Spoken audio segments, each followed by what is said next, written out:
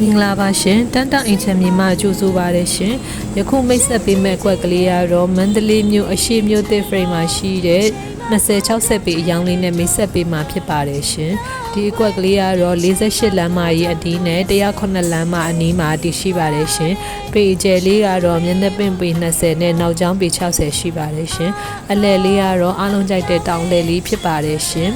ပိုင်ဆိုင်မှုစာရွက်စာတမ်းလေးကတော့ကြရန်တက်တန်းတိုးနေစေကခခွဲနေစေလေးနဲ့ရရှိမှာဖြစ်ပါတယ်ရှင်ရောင်းချမဲ့ဈေးနှုန်းလေးကတော့3500ညှိနှိုင်းလေးနဲ့ရောင်းချပေးမှာဖြစ်ပါတယ်ရှင်